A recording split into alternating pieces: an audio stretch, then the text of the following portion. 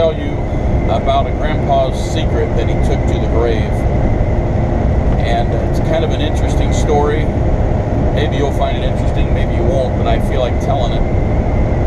And it's like this one time when I was probably 7 or 8 years old. I was with my dad. We were in West Virginia because his family is all from, well, both mom and dad's family is all from West Virginia. As a matter of fact, I was the first one born in Ohio. All of the rest, cousins and aunts and uncles and so on, were all born in West Virginia. And we were at a hardware store picking up something because Dad was working on the house, on Mamaw's house. And the fellow behind the counter asked Dad his name, and Dad said it was Mills. And he looked at Dad and he said, "Is that the granny chokers or the other ones?" And it made my dad nervous. And Dad didn't really give him a response, but because it made Dad nervous, I didn't ask him about it. Well, we went about our business, and it never happened again that I recall. Well, many years later, my papaw died. Just actually a few years later, my papaw died at about 60 years old, 68 years old, I think. His name is Ballard, and an unusual name, but easy to remember. And some of my cousins began going through some of his personal effects, and they came across a newspaper article that featured Ballard. And the story was basically like this, that when my grandpa Ballard was 17 years old, his mother had died, so his father, whose name was Laban, had given him and his 4 siblings, there were 5 of them in all, 3 boys and 2 girls, had given them all the different family members to take care of, and said he would come back and get them when he was able. And so Ballard was living with his uncle, last name of McGinnis, and Laban was kind of off trying to secure work or whatever the case was. You know, his wife had died and he was distraught. But while Ballard, my papaw, was living with this McGinnis fella, he'd been going to a church where there was, it was kind of one of those charismatic deals where they believed in, if you have enough faith, you can do this and that. I mean, it's still popular today. If you give enough money, then, you'll get rich, basically. Prosperity theology, also faith healing. If you have enough faith, why, your ailment will dissipate. God will heal you because you have enough faith. And, they base it on the passage of Scripture that said if you have the faith of a grain of mustard seed, you can say to this mountain, be removed and it'll be cast into the sea or whatever. But they took it to the human power extent, and they took liberties with it. So Ballard was going to this church, and an evangelist came in from out of town. Now, he was going to the church with another man, and when I heard the story when I was younger, I thought they said his name was Jim, but my dad just said that he thinks the guy's name might have been Frederick or Fred. So I can't verify it.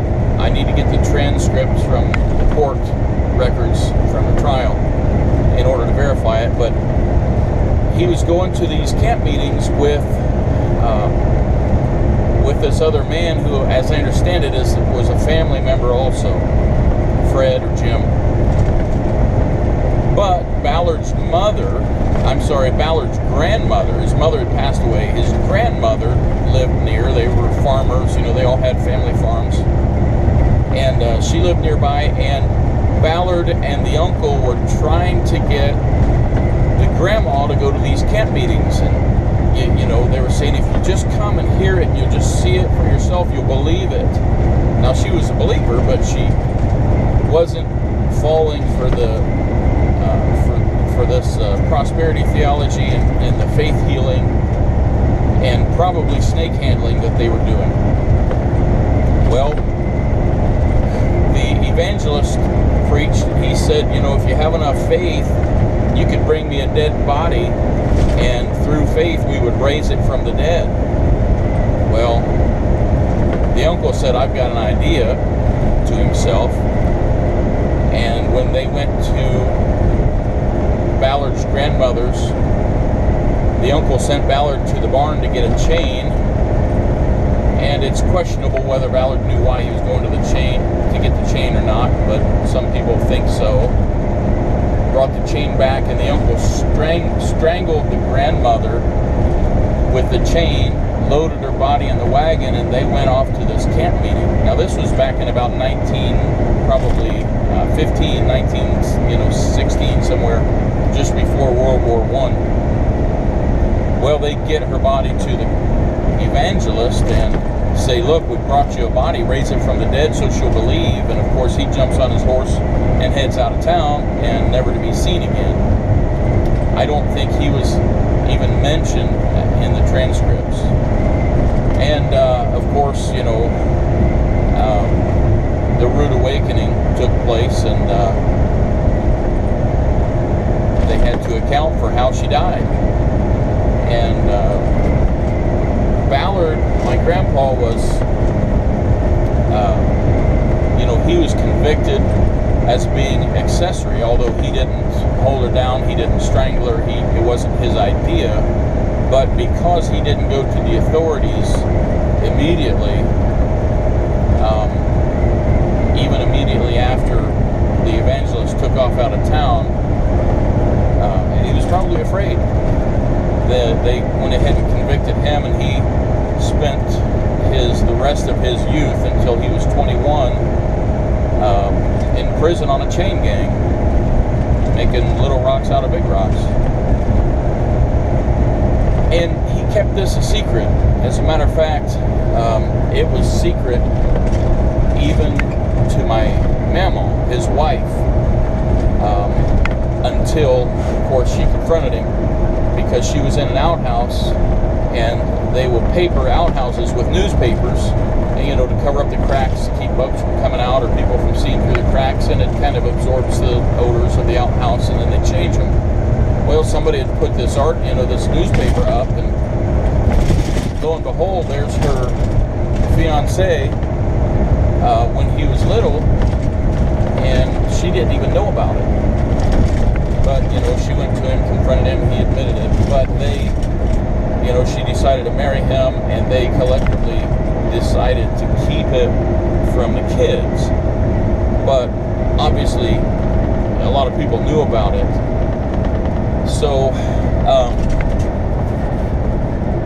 at least the grandkids, we never heard a single word about it until Mamaw passed away, and people came forward and told what they knew, because they had promised her they wouldn't say anything as long as she and he lived. So it's a pretty interesting story. Now, I've heard that someone in Hollywood has bought rights to this story, and they may make a made-for-TV movie out of it, or they may use it in another movie as part of a storyline or something. I don't know. Maybe even X-Files type thing. I don't know. But the thing is, you know, my dad is firstborn son to Ballard, and he never got a penny of it. So if somebody bought it, I don't know who they paid for rights to the story. So if you ever see something like that on TV or in the